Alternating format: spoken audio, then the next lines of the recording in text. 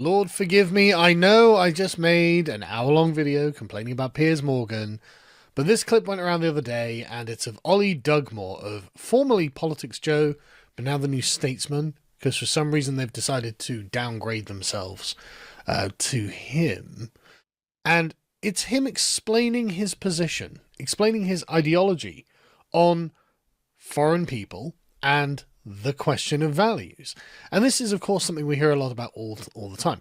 British values. It's British values. Oh, they have British values. It's like, well, how would any of these people have British values if they're from somewhere else, right? British values.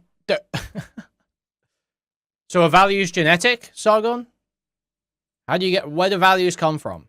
How do you get values? How do you assess values? What are values? Where do they arise from? They're not a genetic trait, are they? You can say that generally values are instilled by upbringing. That's true, but that doesn't mean they can't change. So what is the argument here? Yeah, they're talking about values. Values are beliefs. Values are thoughts. Values are, you know, sometimes manifest in behaviors. But they're not intrinsic. There's something about values that's intrinsic. And that's not the way anyone uses that word. So you must be talking about something different. Are from here, and they could only, at the very best, on a very surface ideological This guy level. takes me back feels like 2017 again. Yeah, except he's still fucking popular. He's on fucking GB News and shit now, man. It's fucked. Well, yeah, no, I agree with, tolerance, democracy, fairness, I guess. Well, I mean, what does fairness mean to people in some quite backwards countries? Like, what does fairness mean when you discuss? Well, yeah, obviously the one-word synopsis of what the value is doesn't do it justice. There is a British values version of fairness that might have, many similarities with other European and American ideas of fairness, but will have nuances that specifically arise from British history. And if you learn about that, if you appreciate that, you can take on those values, even as someone who is not naturally British. Is at. Like, what do these things mean to these people? We assume there's a shared language of discourse that we can actually agree on terms. But actually, many of these people don't understand what we mean when we say fairness. Most people agree with you that there should probably be some kind of language requirements for immigration. So, it's called the English language, Sargon. They speak English. The concept of fairness to them is very different to our concept of fairness to us. But anyway. Yes, but you can teach that using your words, Sargon. We're talking about values, their beliefs, their systems of belief and culture and behavior. They can be taught and learned and appreciated and joined, adopted, because they're beliefs, they're values. What is his point here? How would they be hereditary? How would they be intrinsic? The question here, as you can see, revolves around, should we deport people who want Sharia law? Well, I mean, that's a question. Why would we want anyone in this country who wants Sharia law? Like, especially if you're like the kind of shit-lib atheist like Oli is. Like, what possible reason would you have to have these people here? And this is such a funny clip because it shows how the profound confusion that goes on in Oli Dugmore's mind, and how he's not, the New Statesman isn't sending their best. And every time Constantine tries to get him to just explain his position, it's like a struggle session. Most people who in the sort of political commentariat can just lay out their opinions, right? They can just lay their thoughts forth and say, yeah, look, it's this, it's that, it's the other, and that's how I think. And if you disagree, well, there are arguments, we'll have debate about it. But Oli seems to be undergoing a kind of struggle session with himself. And he seems to be like... He was pressed and incoherent. You got to give Sargon this. Fog. Okay, Oli was totally pressed and incoherent in this clip he's about to watch. I'm trying not to laugh already, but I've already watched this clip a bunch of times. Because genuinely gold. Sadly, Sargon is arguably dumber. And again, I feel very tainted by saying that because, of course, Piers Morgan's fat, smug face is there. But anyway, so we'll watch this. Well, look. He's not the only one with a fat face on screen, but I will not be casting the first stone on Smug. Genuinely good, and let's have a listen. I think this idea that your sort of culture, your national identity, can potentially be diluted by people of a different skin tone or indeed religious background is a pretty pathetic argument. It's a patriotism that's grounded in weakness and fragility. My patriotism is grounded in strength. I believe the ideas of English national identity, British national identity are pretty strong, and I'm not that worried about people that come to the UK with a different idea of what that could be coming over here and diluting it. You didn't, it's like you don't even listen to yourself, Ollie. It's just, I hate the right bad. I like the left good.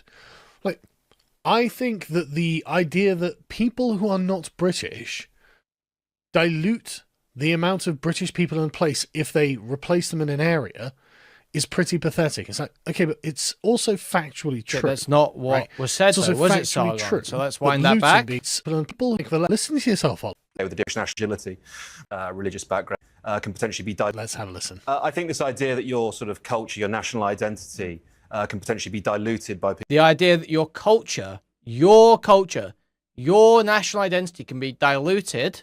People of a different skin tone or indeed religious background is a pretty pathetic argument. It's a patriotism that's grounded in weakness and fragility. My patriotism is grounded in strength. I believe the ideas of English national identity, British national identity are pretty strong, and I'm not that worried about people that come to the UK with a different idea of what that could be coming over here and diluting it. You didn't, it's like you don't even listen to yourself, Ollie. It's just, I hate the right bad. I like the left good.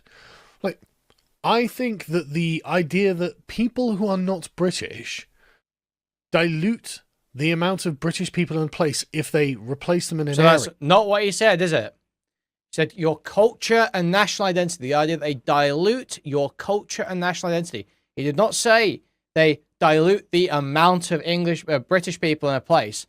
Not what he said at all, is it? Obviously, if you introduce a whole bunch of non-British people into an area, and when you take a cross-section area, when you study the population areas, see the demographics of that area, yes, it will have diluted the British population because there are now more non-Brits. Yes. That's just a statement of fact. Ollie was talking about whether it dilutes your culture and national identity. Why does the introduction of other people affect your culture and national identity? Why does that impact you? That's what is being said. Is pretty pathetic. It's like, okay, but it's also factually true, right?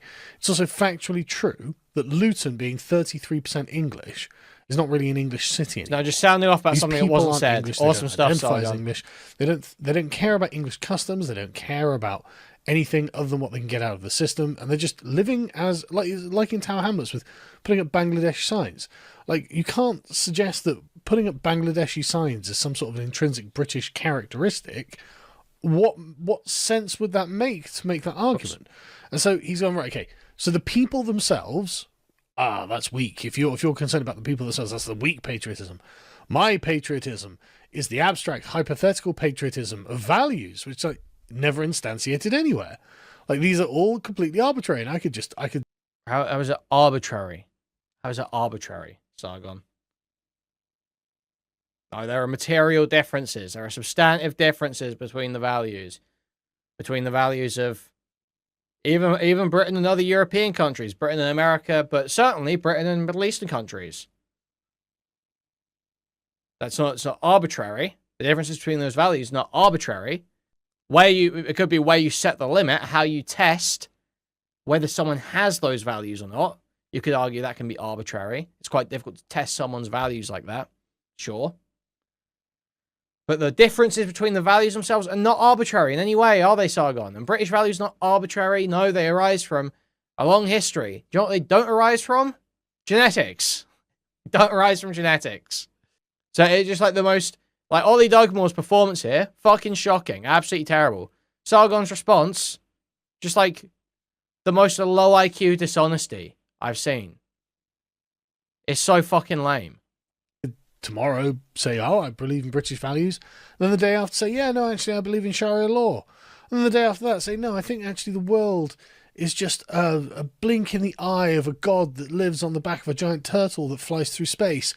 And they would each be as real as the other because they're just beliefs that I have in my head. They're just things I think. Okay, And what else are values with- other than beliefs? Please, I would love to. I just want to know. I want to know, what is the answer to that question? What else could they possibly be? All things that are just ideas. They're as transient They're as ideas. the next thing. Yes. And so Ollie now, what he's done is he's taken himself firmly off of any solid ground and into the realm of mysticism. And So, does Sargon not believe in some level of like religious values? Does he not believe in like Judeo-Christian values that, you know, has a place in England or whatever? Some stupid shit like that.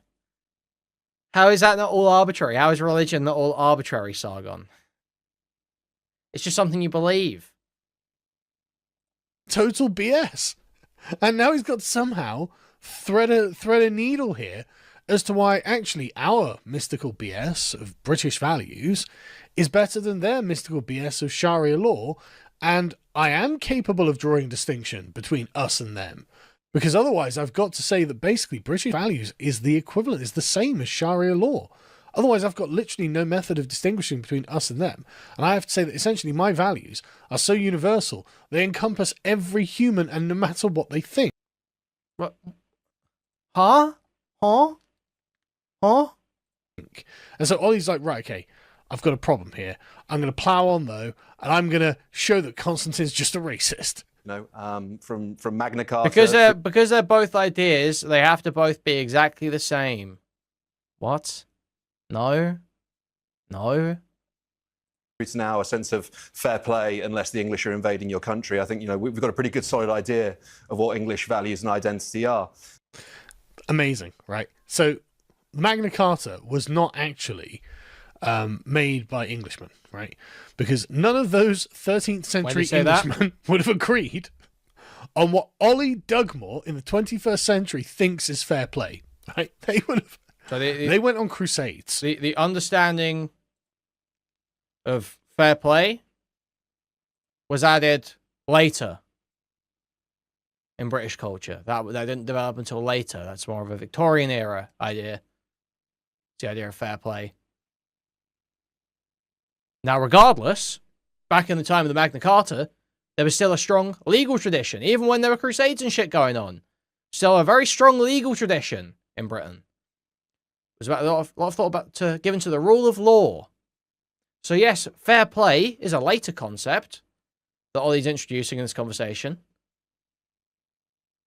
But even just with the Magna Carta and the reissuing, obviously, that was done voluntarily, there was already an obsession with the rule of law, which is an early form of fairness, of fair play, of that value. It's one of the many examples of where people in this country have fought for fairness, for fair play, you could say,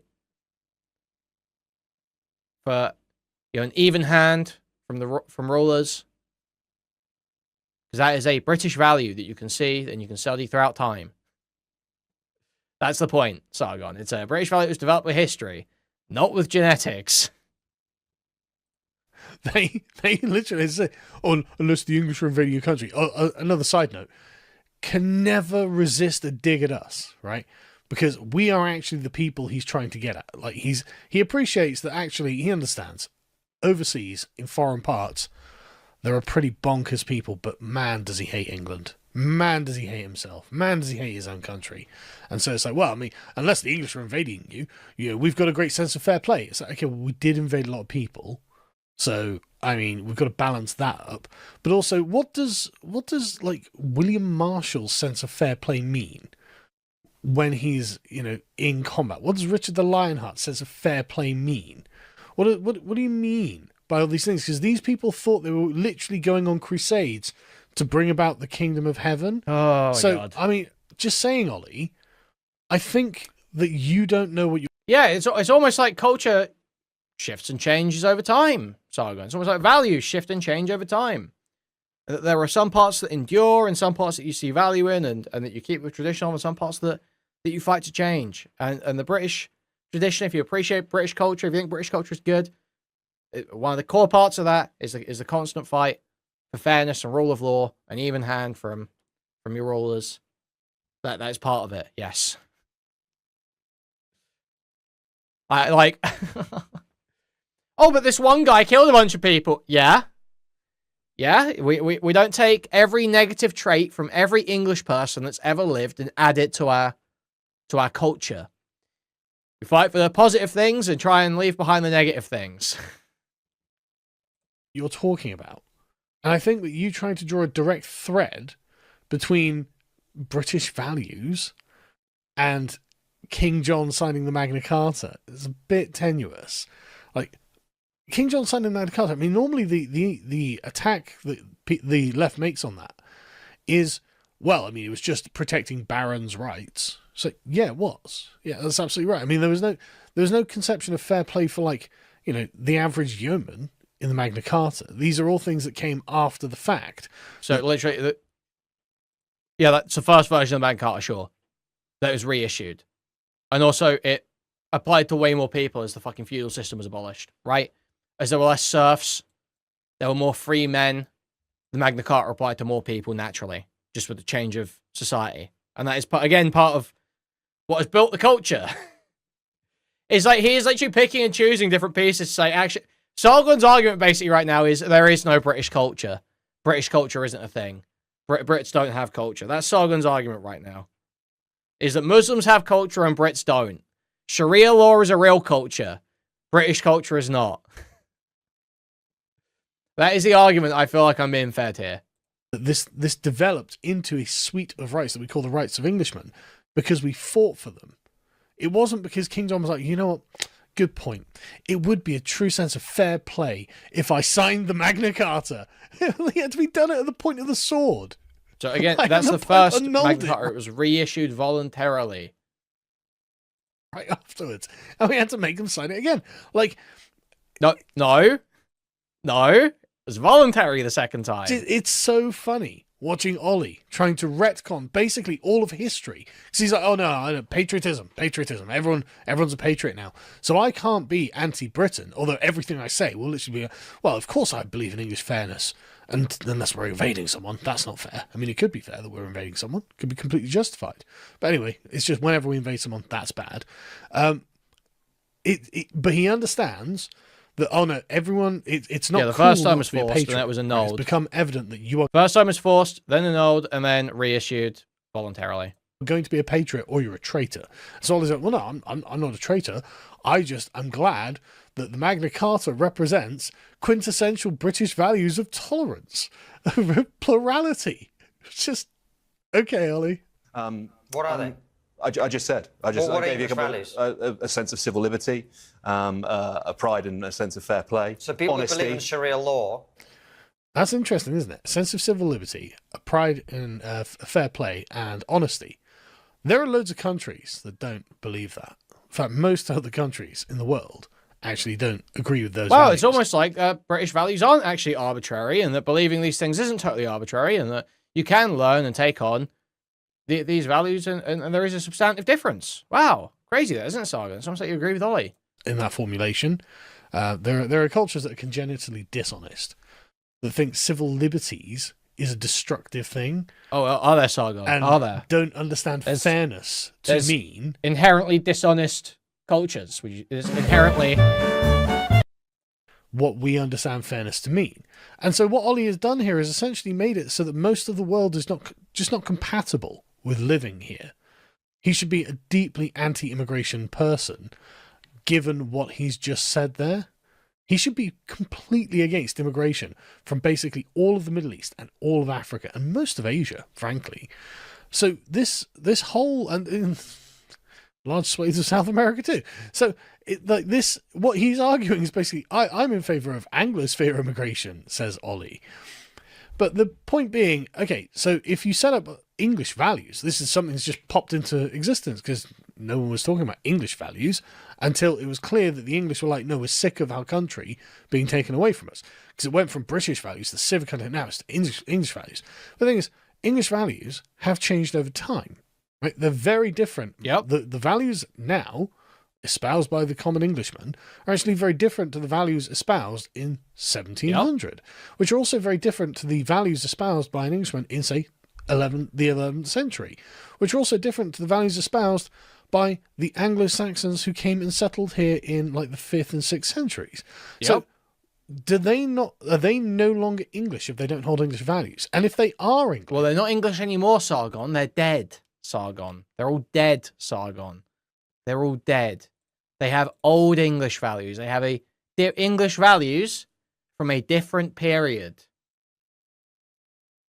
Because they're very, very ancient and dead, Sargon. So it doesn't matter whether they count as English right now or not. They counted as English at the time they lived because those were the values at the time. You know, well, I mean, they would count as English either way. English is like, you know, it depends what you're saying. We're saying, do they hold English values? You know, he's shortened it saying, are they English? No one's saying you're not English if you don't hold the values. Obviously, English can be used in multiple different ways. You could be, you know, you could claim to be culturally English. It would be a bit strange, but you could claim it. There's also ethnically English. There's, you know, your nationality. Well, kind of nationality can be English. It's kind of a bit debatable whether you're English or British. You can narrow it down if you really want to. You know, there's different ways of saying these things, right? There's different ways these terms are used. It's not always used in the exact same way every time. They would obviously always be ethnically English if they were ethnically English.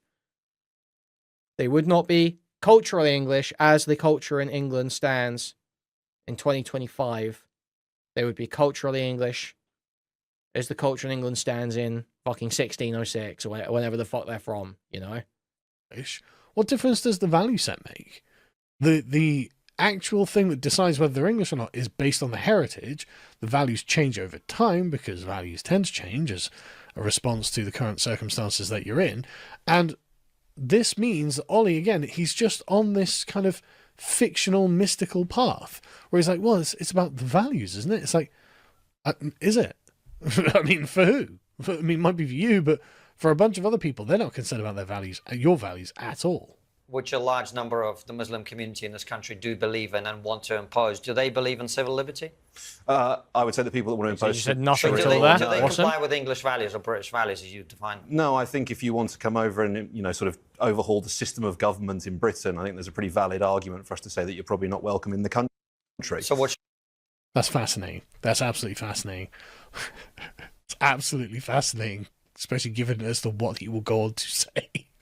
So now we have to set up basically an inquisition. Because Oli obviously doesn't know this, but the Inquisition was not just, I have found a heretic, I'm going to burn them. The Inquisition was priests interviewing people and writing down what they said, and then interviewing again, writing down what they said, and then comparing for any discrepancies, try and catch them out in heresy, right? That was most of what the Inquisition did. Processing, interrogation. And so now, Oli's like, right, well, we're going to have to make sure that everyone agrees completely. So we need, essentially, a kind of border inquisition where, we're going to allow someone in, right, well, Oli Dugmore sat there with his clipboard. What do you think about the fairness of X, Y, Z? And I guess test them, grade them, give them a score. Do we not already have citizenship tests? We have Sargon, we have citizenship tests. That's a thing, Sargon. What? Huh? What does he mean we have to have an inquisition? No, we have a citizenship test. It tries to test your knowledge of this stuff, right? But what does it ask you? What is known as Lent? Which country's flag is not part of the Union flag? What is a judiciary responsible for? When did the habeas corpus become law? When did, literally so relevant right now. Which of the events is the bombing of English cities by the Germans? Why is it called the Glorious Revolution? Which of these venues is located in Greenwich? Why did the UK leave the EU? When did the UK leave the EU following the Brexit vote? When was the first British Prime Minister in power? Which country's national flower is a thistle? We do this already, Sargon. And if they fail, they don't come in. Is that what we're doing? Yes, we do that already, you fucking idiot. We already do that. What do you mean? Ollie's like, right, well, we're going to have to make sure that everyone agrees completely. So we need essentially a kind of border inquisition where, oh, we're going to allow someone in, right? Well, Oli Dugmore sat there with his clipboard. What do you think about the fairness of X, Y, Z? And I guess test them, grade them, give them a score. Like a citizenship test? You mean like a citizenship test, Sargon? Do you mean like the life in the UK test that they have to pass, Sargon? Do you mean like that? That already exists? This crazy suggestion that Oli Dugmore's bringing forward? Where you have to be asked about the Magna Carta and whether you believe in British values of fairness. Huh? Fail, they don't come in. Is that what we're doing? And this all seems a bit late, doesn't it, Ollie? We've got 4 million Muslims in this country, at least, and a third of them are for Sharia law. So, Ollie, doesn't that mean that you're like, oh yeah, well, Christ, these people are wrong thinkers. They believe something completely alien to us. Therefore, we should just grab them and deport them. I mean, how is it that Ollie doesn't think that a third of the Muslim community just needs to automatically be deported? But you can see on his face, look at him. He looks really worried. He's, oh God, I'm being dragged into really strange and uncomfortable territory. This is like a struggle session. Because, I mean, he's on the Politics Joe podcast. I used to watch the old episode. And he would look very relaxed because he's in a very friendly environment where nobody actually thinks about their presuppositions or challenges their own biases. And so it would be very straightforward. There's no shot I'll complete it. No, I won't pass. I'm telling you, I'll get like a quarter. That's my guess. Forward that he would just be very, very cavalier and casual about the things that he would say and just blurt out. And now you can see that he's like, oh no, I have to think. I have to think about what I'm saying. And I started going, and now I've got to complete the thought, because otherwise I seem like an incoherent lunatic. But this thought is taking me into places that actually suggest that there is a barrier that needs to be put up between us and them. And I'm trying to establish a barrier, but it's literally based in pure wind. It's just based in opinion, as if opinions don't change, as if beliefs don't change, as if values don't change. So he's got, like, he's basing it on basically nothing. And I think that's why he looks so worried. But anyway, yeah. But they do change, but it doesn't mean they're not based on anything, right? They arise from a history. They arise from like a social and legislative and, you know, everything history. It arises from history. It arises from events. The population demands they should be enshrined in law. Then, but they enshrine something similar in law, and something else in law, and something else in law, and then that builds the basis for a value.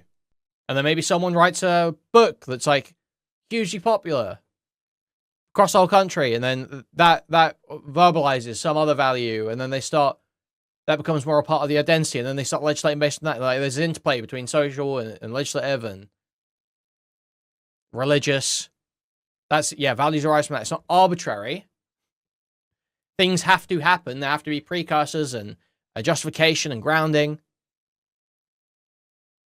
So it's not arbitrary, but they do change. Sorry, Ollie, you just declared how a third of the Muslim community needs to be deported, based on red pill. Carry on. Should we deport you for having a disagreement about civil liberties? If you're an insurrectionist, if you're literally saying that we should introduce corporal and capital punishment in Britain, What if you just want to vote for it? So that's an interesting point, isn't it? Like, I mean, look at his face. Look at his face. He looks really worried. I'm in favour of corporal and capital punishment, but I'm not in favour of Sharia law. Like, Britain, England in particular, was famous for its quite draconian punishment. Call it Patriot law. They'll be sold day one. And has been for, I mean, literally until the 20th century, right? It was the Labour Party in 1964 that actually banned the death penalty and reduced corporal punishments. In fact, banned them altogether. So, like, the idea that you need to be a raging Islamist, insurrectionary, if you want corporal punishment or capital punishment, that's nonsense. Like, America still has capital punishment. They're not a bunch of raging Islamists. Corporal punishment support is pedo-coded, says a user in my chat. I do not assess the truth of that message in any way. Well, I am reading it out. So they're just coming from the English tradition. And so instantly he's like, well, if you're an insurrectionist, well, I mean, I mean, if you're literally trying to overthrow the government, that's an action, not just a series of opinions. So now we've shifted off the values question, but the thing is, with his point about, oh, if you're an insurrectionist, he's literally saying is if you have the opinion of an insurrectionist. He's not saying if you've done something insurrection-y. And okay, you can see again he's looking slightly nervous, because where does this lead, Ollie? This leads to anyone who doesn't just dogmatically believe the orthodoxy getting deported. And that's going to be millions of them. Absolutely millions of them. But it means I'm getting deported too, because I'm for capital punishment. What if you just want to vote for it? You know, that 33% of the Muslim community, according to some estimates, believe in Sharia law, want Sharia law in Britain. Should they be able to elect people who will advocate for that? Constantine, you keep asking me the same. Why do you sound the capital punishment? It's retarded. Retarded. Barbaric. Barbaric and pointless. Question. No, he's not. That's actually a new question. So what if they vote for it? You're like, oh, these insurrectionists need to be deported. Well, that's a third of the Muslims here. But if they're not actually conducting an insurrection, again, the insurrection is having a different opinion to Oli Dugmore. The Oli Dugmore Inquisition marches on. Like, this is a different question. Yeah, okay, well, it's not an insurrection if we just democratically vote for it. And if the Muslims get sufficient numbers to just vote for these things, to vote to impose Sharia law, then how could Oli Dugmore possibly object? Different question. I'm going to keep giving you the same answer. My idea I've just told you. Should we deport people who want Sharia law? That's what I'm asking. If you want to overthrow the system of government, I impose Sharia law instead of secular democracy. Yes, I have a ginormous problem with that. Additionally, before we move on, okay, right. So, wanting to overthrow the existing order. So I just don't know why Ollie answers like this. No, having just an opinion should not be automatic grounds for deportation. You should be burrowing down further on that. Is enough to get you deposed, to get you deported, sorry. If you want to overthrow the government, then you're not allowed, and you should be deported. Now, I'm fine with that standard. Ollie's Inquisition meets immigrant at the border, says to the immigrant, right, do you want to overthrow the government? The immigrant's like, no, of course not. It's like, okay, well, we'll see you tomorrow, and we'll have the same conversation, and eventually he gets out of him. You do want to overthrow the government, out you go. Good thing, Ollie. I really appreciate the lengths that you're going to go to keep our country safe. Where is that coming from? Where is that necessitated by anything you're saying? Where is that implied? There's going to be like a fucking daily check-in. Where is that? Where is that implied? Where is that necessitated? It's just like this entire fiction that Sargon just added in. To be honest. I have a ginormous problem with the British head of state being a religious figure. What? Sorry, are you calling yourself an insurrectionist, Ollie? You were literally just like, you know what? I don't think that we should have people who want to come over here and overthrow the existing order. Well, the existing order is a constitutional monarchy, where the king is the head of state, the head of the church, and but theoretically it's his parliament that sits. And instead of attacking those people who would come here to overthrow it, Ollie's like, you know what? Yeah, I do want a French Revolution here. I do want to overthrow the king. I do want to treat him like the Tsar. I do want to overthrow the country. But you're not allowed to disagree with it, or you're an insurrectionist. Ollie, you are, by your own standard here, an insurrectionist. Or at least you would be if you were bright enough to understand what it is you've actually laid out here. So unfortunately, Sargon is right on this point. This is just Ollie is just totally dead to rights on this. It's a totally retarded thing to say. To be like, oh yeah, I think if you support Sharia law, which is an overturning of the government, you should be deported. Also, I want to overturn the current system of government. I don't want us to be a constitutional monarchy. I want us to be a republic. All right. Okay, man. All right, dude. This is just the funniest thing in the world. If you want to overthrow the system of government, I impose Sharia law instead of secular democracy. Yes, I have a ginormous problem with that. Additionally, I have a ginormous problem with the British head of state being a religious figure. You, in the same goddamn breath, Ollie, you literally pivot to the position you're trying to condemn. Like, what? Sorry, are you calling yourself an insurrectionist, Ollie? You were literally just like, you know what? I don't think that we should have people who want Sharia law, which is an overturning of the government. I want to overturn the current system of government. I want us to be a constitutional monarchy. I want us to be a republic. All right. Okay, man. All right, dude. This is just the funniest thing in the world. You are such a moron. But what I love, again, it's the leftist in him. It's like, yeah, no, everything far and good, even when it's bad. Yeah, good point. Let me pivot to attacking England. I hate this country. I hate myself. I hate everything about this country. I have been trained to just despise. And so anytime I can pivot the conversation back to hating England, making... Where is this coming from? What is this about? Where is this coming from? What is this self-hatred narrative that all these people bang on about, man? It's like 5 lefties. There's like 5 lefties who are like, oh yeah, I actually really hate myself and my country. In like any kind of mainstream political discussion. And 3 of them are Owen Jones, Sarah Sultana, and Jeremy Corbyn. You know, this applies to like no one. England, then the English people look bad. I'm going to do it because you know what I am not is an insurrectionist, which is why I want to overthrow the monarchy and overthrow the government and institute a republic. In King Charles, I have a ginormous problem with a permanent fixture in our legislature being religious representatives. There are only two countries. There are only 2 countries in the world where that's the case. One is the UK, the other is Iran. You know, I have problems with both of those things. I want us to live in a secular democracy. What happens between you and the man that you think exists in the sky is your business. But you just argued against people coming into the country and overthrowing the system of government, and you instantly pivot to, I need to overthrow the system of government. It's so dumb. It's such obvious ideological nonsense as well. It's like, no, I'm a liberal materialist. I want to. Who cares what you want? But does that mean we get to deport you, Ollie? You failed your own standard here. You absolute mong. It's genuinely funny. Like I said, God forgive me for ever showing a Piers Morgan clip on this channel. I'm so sorry, but this was just too good to pass up. Because you still managed to sound totally retarded for half the video, even though it is a completely incoherent, stupid point from Ollie. Still managed to sound completely retarded for like 75% of this video. Awesome stuff, Sargon. Good job, man. The mysticism that these people live in, the complete fog brain that they labour under, and the fact that you'll notice that he's not rationally considering any of these things, right? He didn't think about this properly. What he did was try to avoid Constantine's correct point that actually maybe importing millions of people who want to impose Sharia law is not actually very British and actually contradicts British values of tolerance, and actually maybe they shouldn't be here to begin with, which is actually quite a reasonable position. And Ollie's like, oh God, the right wing has a reasonable position. How can I attack England? How can I try and weasel my way out of that and still attack this country? I mean, I think he did a brilliant job. So anyway, I'm looking forward to Ollie's inquisitorial goon squads at the gates of the country. I mean, if we have a secular republic, who knows who could run for president, right? So I'm sure that would work out just as well as he would expect it to. And yeah, I just think that Ollie's really got some ideas for the future of the country.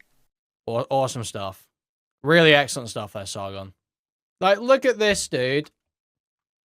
The humiliation is the point the boyfriend was forced to watch. You cannot convince me that so much of the right-wing shit is not just completely psychosexual. Like, he's just sitting there thinking about this happening to him, putting himself in the situation again and again. You know, totally not feeling any type of way about it. He doesn't keep thinking about it for any specific, you know, it's just because it's just like a terrifying thing. Could happen to anyone. Could happen to anyone. It's just like so common now. So I've noticed that there's a kind of recurring pattern with some of the sexual assaults and worse that the illegal immigrants have made. Now, I just want to make it clear, I am not saying that every illegal immigrant is a rapist or a sexual assaulter or is going to do these things. Wow. I'm not going to get all Mike Graham on you here, but there is a certain pattern with those that do these things, and I think it's worth pointing out because it just seems to be something that recurringly happens, and I think that basically we in the West are not really aware of what it is these people think that they're doing when they do these things. So here you have an example from October, where an asylum seeker from Syria, Qais al-Aswad, sexually assaulted 3 women, didn't go to jail. He was given a 6-month suspended prison sentence for 2 years and then ordered to undertake 200 hours of unpaid work, which I'm sure the women were like, yep, that's justice served there. In fact, they were present during the sentencing and said the assaults had made them feel unsafe and disgusted because he had slapped a woman on the bottom as he cycled past her, then grabbed and squeezed the bottom of another one, and he grabbed a woman's pubic area and blew a kiss at her when she shouted at him, the court was told. So 3 just, gross sexual assaults. And he, of course, showed no remorse because he didn't really think what he'd done was wrong. During the sentencing, the judge told the court that he claimed he was unfamiliar with UK laws regarding physical contact. Like, look, I don't care what country you come from, right? You know that grabbing women in the crotch, like in Syria, is not permitted. Like, why would you think that was permitted here? But the judge said, you tried to suggest the physical contact occurred as you tried to move the women away from a collision and denied any sexual gratification for this act. You showed no remorse at the times of these offences, showing no remorse by putting your finger up to one woman and blowing a kiss to the other. And so the point is, he doesn't care, right? He just doesn't care that these women have been hurt. This is just not his problem. This is not something that he personally feels any kind of guilt for. And so he just lies. So, I mean, this is obviously like a result of the prison crisis. Like, they've basically done everything they can. He's subject of a sexual harm prevention order where he has to wear a monitoring tag. They constantly track his location. 40 days of rehabilitation activity. Like, yeah, we have like 4 prisons right now that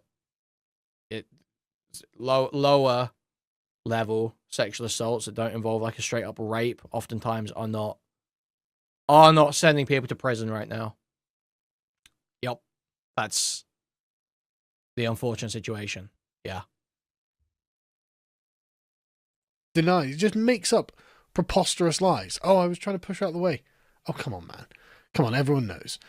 But this is like the minimum of badness of this kind of attitude. Because it gets worse, way worse. And we're going to get into it. So you may be familiar with the Siegaue rape case. I'm probably pronouncing that completely wrong. But this is an area of Germany I'm not familiar with, and I don't know how this is pronounced. But anyway, awesome. In 2017, and this, I remember this happening at the time, and it really stuck with me because I was just like, why would you do this? A young woman was raped by a failed asylum seeker in a nature reserve in North Rhine-Westphalia, 2017 in Germany. So a 23-year-old woman and her 26-year-old boyfriend were out camping. He cut his way into their tent, so he was just randomly wandering around the wilderness, threatened them with a machete and demanded their valuables. Then he forced the 23-year-old woman out of the tent, and he raped her on a blanket in front of the tent, and then her 26-year-old boyfriend inside the tent phoned the police. And they found him eventually, and we got to hear his life history. And you can imagine that these asylum seekers, a lot of them, well, they're using this as a way of escaping crimes they have committed in their homelands. This one was from Ghana. Oh, yeah, well, Sargon must really care about his victim. It sounds like Sargon really cares about his victim, and this certainly isn't just like an exercise in, racism porn, basically. Look at this time, a black person did something terrible. Isn't this terrible? Wouldn't this be terrible if this happened to you? Can you imagine this happening to you if you were forced at like knife point? Watch your girlfriend get raped? Can you imagine? Just think about that. Imagine that. Think about it. Imagine it. Okay. Sargon. He had left his homeland after being accused of killing his brother-in-law in an inheritance dispute, and he feared revenge from the relatives. Why didn't he get justice? Why didn't they get justice in Ghana? But anyway, so he travelled to Italy. He was denied residence. He illegally entered Germany. He was arrested and quartered in this one place. And following his arrest, he behaved aggressively and violently, causing authorities to question his state of mind. And that's the first thing that the liberal authorities of the West want to do. Oh, is this guy mad? It's like, well, maybe from our point of view, but he has a very different way of approaching things, and we don't understand it, right? So he set fire to his own prison cell. 2 staff members were attacked when they tried to put it out. He attacked the 2 guards, injuring one in the head. And when being transported to prison, he was attacked another guard.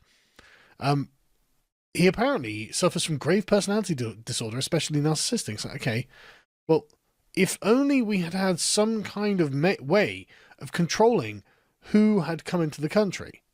So anyway, he completely maintains his innocence throughout this. And throughout the legal proceedings, like, he just acts like what? a lunatic. What is he? Okay. So how did you stop him coming in? He had his asylum appeal rejected. So he probably entered illegally or entered Europe illegally. Had his asylum appeal rejected. Okay. So yeah, he should be deported after that. But Sargon wants him to have not come in the first place. How do you stop that? Other than having like an insane European defense budget, a European army raise that goes around the fucking total edge of the border, shooting anyone that comes in. Like, what is the suggestion here, man? Really? What is the suggestion? Just completely lunatic. But notice how his defense works here, right? So he obviously in Ghana knows nothing about, like, you know, DNA evidence or anything like that, right? But the legal proceedings began in 2017. The defendant ignored the advice of his lawyer and denied the crime. When evidence was presented, including a positive DNA match, the defendant loudly protested, accusing the court of using fabrications, and insulted the victim as a prostitute. Right. So instead of arguing the technicalities of the case, he goes instead to character attacks, right? What he tries to do is lower... This failed asylum seeker, Ghanaian fucking refugee who raped a woman and has like an insane narcissistic personality disorder and a troubled history. Probably a total fucking psycho. He's not a very good debater. He's going for character attacks instead of focusing on the arguments. You know, that's not very good debate etiquette, Mr. Ghanaian rapist asylum seeker. But wow, thanks, Sargon. Wow. Like, what is the point here, man? Her standing. Oh, this is a prostitute. That's why. And it's like, okay, this is such a preposterous lie that no one would believe it, right? You would have to be pretty desperate to be left. Really? Because that sort of lie worked for men in, white men in these countries for hundreds of years, Sargon. Leveling this kind of lie. Because in his mind, in his culture, status matters as much as evidence, right? Notice how he's not worried about legal repercussions in Ghana. He's worried about the victim's family committing some sort of retribution against him, and so he flees.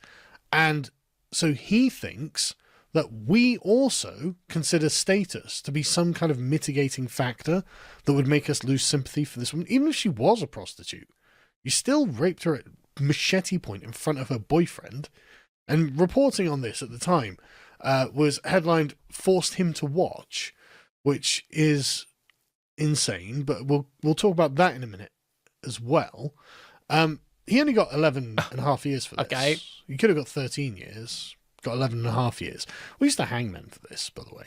Just FYI. If a man forced himself on a woman at knife... So you got almost the maximum sentence. So you got pretty much the maximum sentence. You got 1.5 years off maximum sentence. Yeah, so he really wants hanging. Just make the argument of corporal punishment, capital punishment. Make that argument. Just say capital punishment. Just say you want capital punishment. Other people don't. Most people don't. We've moved past that. We've moved past that as a society. So just come out with your real argument. Stop doing the gay, dishonest bullshit where you pretend this is anything to do with immigration. No, you want capital punishment. You want people to be killed. You just want the satisfaction of seeing people die. So come out with the retarded, barbaric argument that makes you look like a total fucking troglodyte. And don't dress it up with all this stupid, oh, well, you see the immigration numbers. Bullshit. Because you just want to kill people. Because you're a bloodthirsty, low IQ fucking troglodyte. I was going to use a different word there, a word that Sargon used to use about himself to claim that he wasn't racist. But I won't for now. We'll leave that one. point, we would hang him. Just saying. Just saying, this guy's got some violent impulses. So anyway, he's currently in jail, but he'll be out of jail fairly soon. And I'm sure this guy's really learned his lesson and completely cleaned up his act. Anyway, it is that one. This article that came across my timeline in November. And it was only a couple of days ago, in fact. And this is just awful. And I think this drives to the point that I want to get to, which is... Oh, you might be right. Many of the people who we have allowed to break into our countries, like I said, not all of them, but many of them, come from cultures where your status, your isat, is as important, if not more important, than what you have actually done. Now, the reason that they do this, I think, is to lower our collective status. If you watch I'll leave a link in the description to the last Stamford Bridge podcast I did with Arch, where we talk about the concept of Izzat. Now, this is an Eastern concept in which the group, the tribe, the clan, the community. Dude, why is this Izzat shit going around so much? I was saying this shit about Indians the other day. Who's it about now, bro? Dude, what is happening here? What is this meant to be? This isn't Loam in, like, makeup or some shit, right? He isn't wearing, like, makeup, right? That's not what I'm being shown here, surely. That's not what I'm being shown here. He sort of looks like he's wearing makeup. Yeah, the Izzat shit is literally just like, they were doing it with Takia the other week. It's just like, oh, we got the new fear-mongering word. This is the new Sharia. That's so fucking cringe, man. It's actually so lame. Has a certain kind of social currency. And any member of the group, if they do something wrong, then that lowers the status of the entire group. And I think that's what we're seeing in cases like this. As you can see from the headline, sex attack horror as young attack. Yes, it's different when Damon does it. Yes, it's different when Damon does it. First of all, Damon's way cooler. Second of all, it's different doing it in an exceedingly limited capacity as part of a performance versus wearing it casually, appearing in it generally, appearing it in your everyday clothes. Damon wore makeup to sort of imitate Clockwork Orange, mainly, as part of a performance. It was not a general use of makeup. Italian couple are surrounded by 3 migrants who smash into the car and force the boyfriend to watch as they rape his 18-year-old fiancée. So this happened just outside Rome. The couple had parked in the quiet corner of Tor Tre Teste, a park in the eastern capital, privacy, so they're young people, they're going to fool around. And the attackers broke the window, pulled the man from the car, forced the woman out as she tried to cover herself, and the man was restrained by 2 of the attackers as his fiancée was dragged a short distance away. As she was sexually assaulted, he screamed for help, begged them to stop, even threatened revenge, but was unable to break free. After the attack, all 3 of the perpetrators fled the scene. The couple, both Italian, then contacted the police. Now, why would they do that? This isn't, I think, about gratification for them. I think this is about actually the humiliation of the man. I think what they're thinking is, we're going to reduce this man and his woman. We're going to humiliate him by showing him that we can actually just rape his woman in front of him. And then that then has the consequence of lowering the dignity of all Italian people everywhere. I think that's what... So notice this.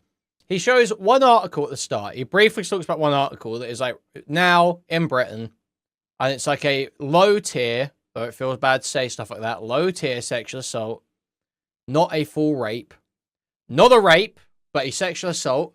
Obviously, there is a difference. Rape being a forced penetrative act.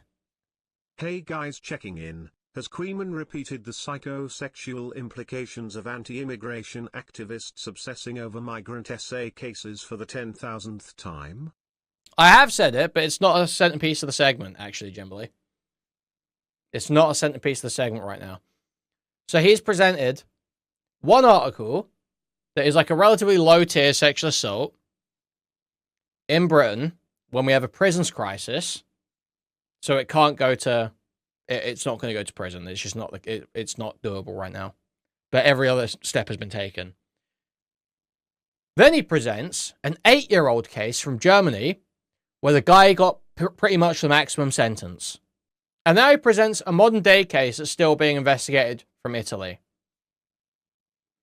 3 different countries, across 8 years, the examples.